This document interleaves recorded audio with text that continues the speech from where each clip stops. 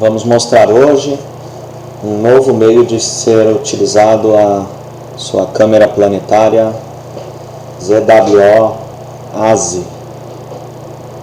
É muito pouco usado esse método de captura de meteoros, mas a AZI tem se mostrado uma câmera de ótimo custo-benefício no quesito detecção de meteoros. A primeira coisa é você ter uma lente modo All Sky. É uma lente que vai lhe permitir poder ter um ângulo de visão adequado do céu noturno e poder fazer a captura dos bólidos satélites ou criar efeitos time-lapse, por exemplo.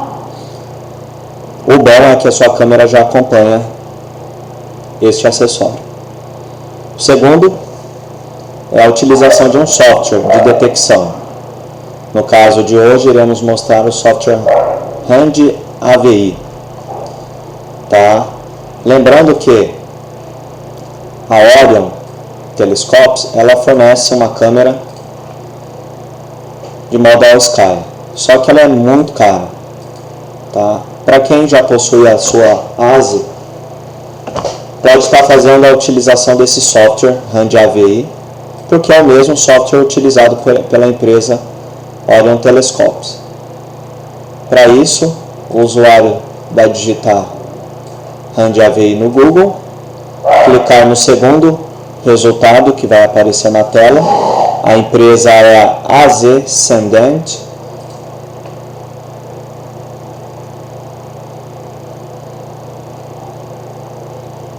Em seguida, visualizar a opção de fazer o download do software Hand AVI.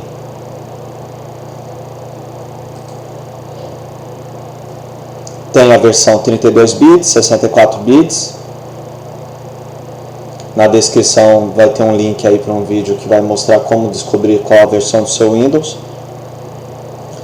Feito o download, você vai fazer a instalação. Lembrando também que existe um outro software, que é o UFO Capturing, da empresa Sonata Corporation. Um software muito completo, que se sobressai inclusive ao Hand AVI, porém ele custa a bagatela de R$570 aproximadamente. Então, no primeiro momento, a gente vai tratar só com o software Hand AVI, por conta do alto preço que é a aquisição desse outro software da Sonata Corporation. Bom, feito o download, feita a instalação, o usuário vai executar o software. A princípio eu prefiro deixar ele neste modo, porque essa tela simplesmente ela não serve de nada. Temos a opção abrir e fechar preferências, capturas, quais os modos de capturas. Temos time-lapse, motion detection, modo astronômico, detecção de meteoros e criação de stop motion, animações. A gente pode ir pelo link, no caso meteoros, e a gente tem a opção aí de moldar a câmera para o modo All Sky. Vocês viram que eu estou usando a minha Philips aqui como webcam, é um sacrilégio, mas tudo bem. Bom, a gente tem algumas informações na tela, formato de vídeo, configurações. Temos que tipo de arquivo será gerado, no caso vai ser um AVI. A gente tem que dar um link para uma pasta a ser criado, senão ele vai entupir a área de trabalho com essas detecções. A gente salva, está salvo nessa pasta aqui. o codec a ser utilizado, tá? Eu prefiro deixar neste terceiro aqui.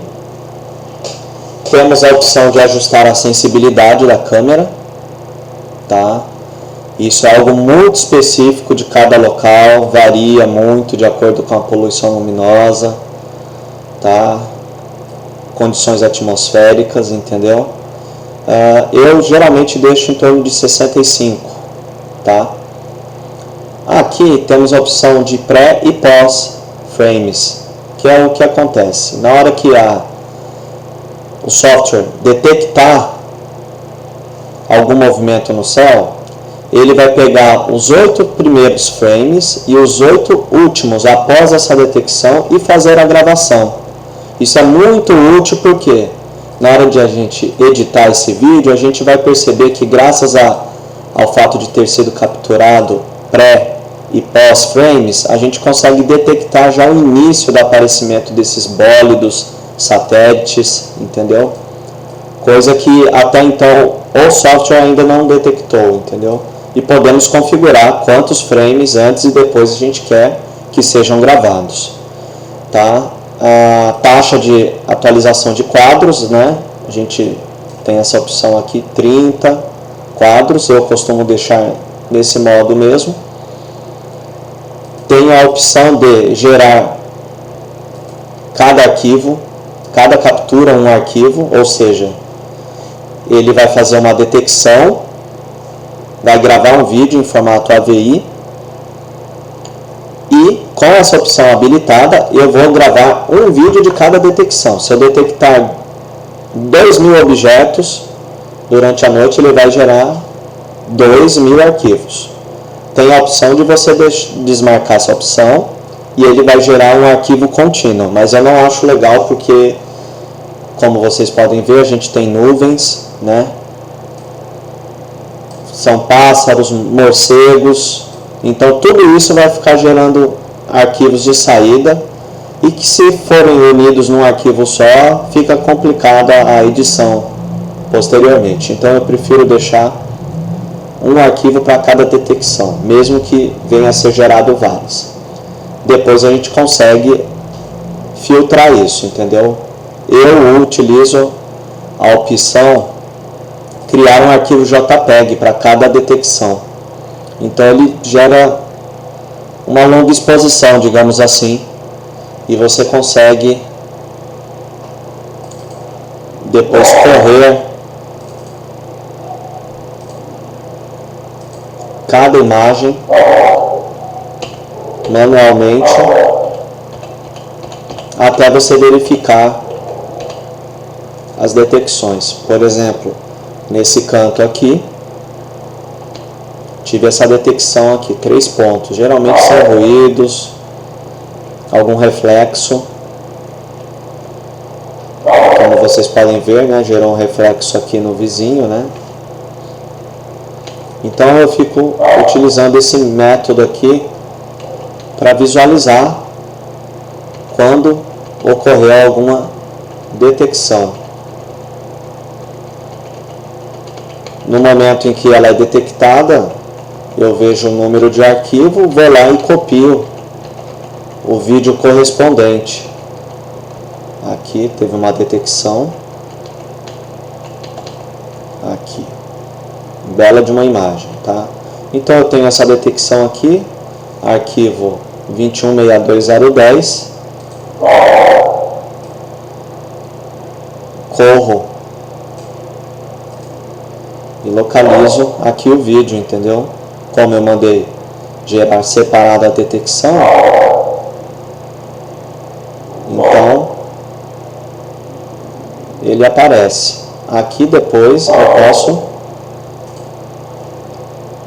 abrir com o Movie Maker, por exemplo, colocar câmera lenta e aí será possível visualizar melhor essa detecção. Então, essa é a maneira que eu utilizo, tá? Uma opção interessante é essa opção modo avançado. aqui você marca a área que você deseja que ocorra a detecção. Por exemplo, toda vez que passar um carro aqui na minha rua, vai gerar um reflexo na parede do vizinho. Esse reflexo vai gerar uma detecção. Eu posso eliminar isso colocando aqui retângulos ou círculo, tanto faz, eu prefiro retângulo, e selecionando as áreas que eu quero que ocorra essa detecção.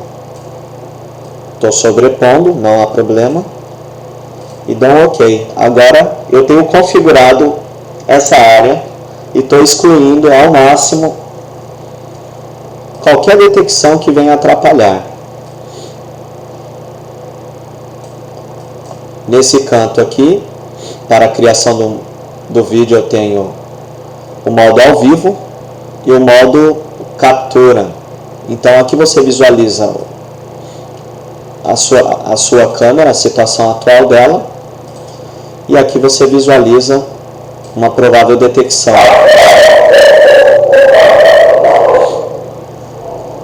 Se viermos no formato de vídeo, vamos ter a opção de trabalhar as resoluções da câmera, o modo preto e branco ou colorido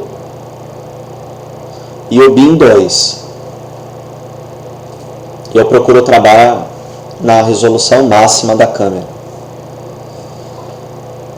Nesse canto aqui é mostrado frames por segundo. Sinceramente eu não sei porque que sempre mostra esse valor aqui, mas a princípio não influencia.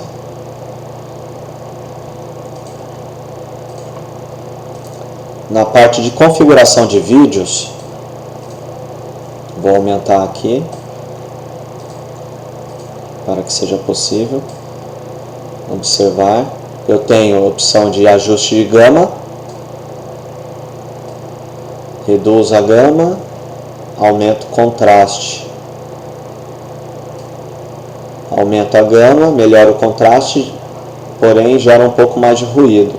Ganho, eu gosto de deixar ele no modo automático, tá?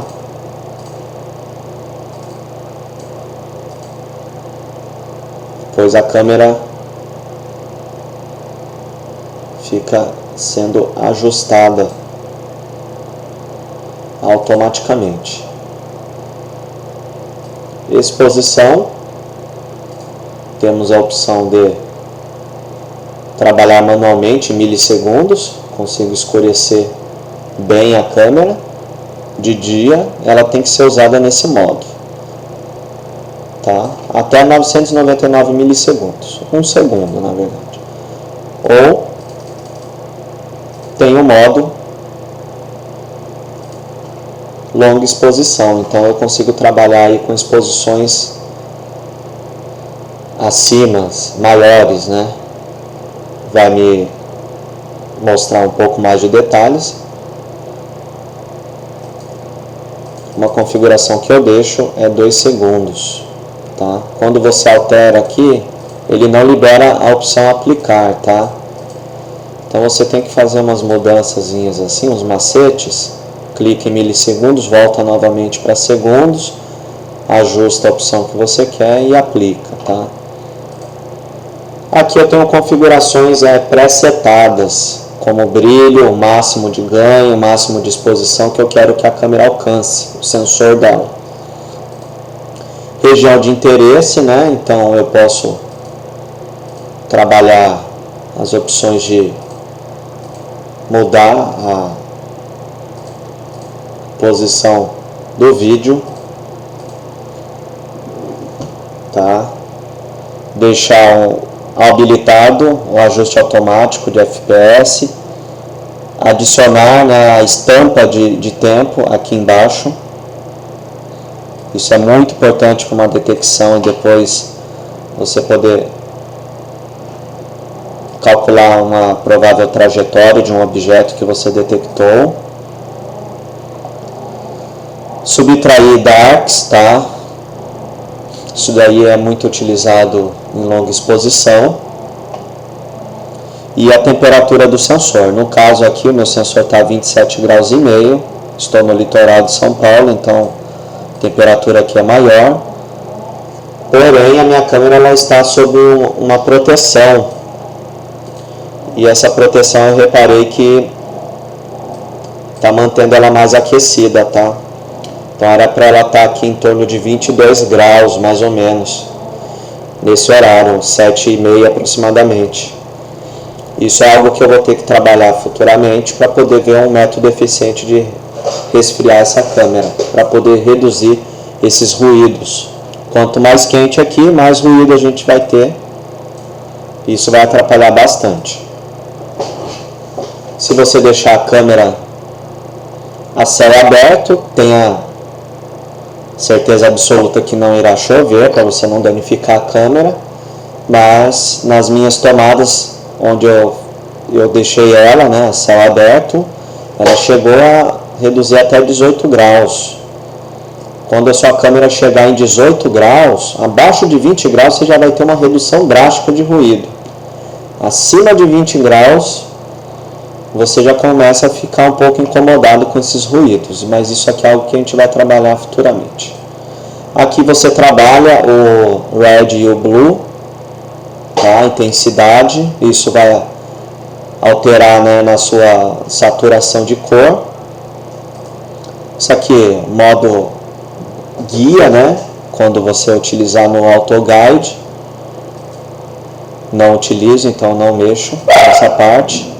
E sobre o fabricante, tá? Versões de firmware, isso é muito importante, tá? Então, deixo em 2 segundos, ganho automático, gama costumo deixar em 100, tá? E dou um OK. Então temos aqui um live preview. Vou deixar um post preview aqui, menor.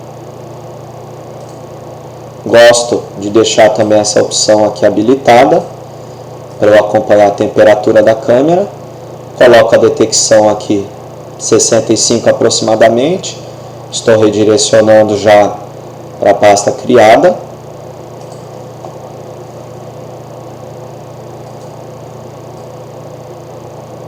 Coloco o nome do arquivo que eu quero. Clique em salvar. E aí a gente dá um start. Você vê que fica na opção, né?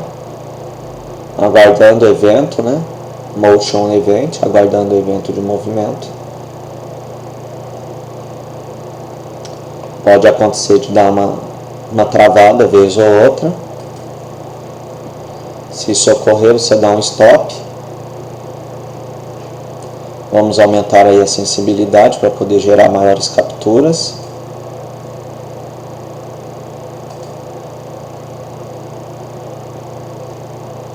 E fica no aguardo aí de uma detecção.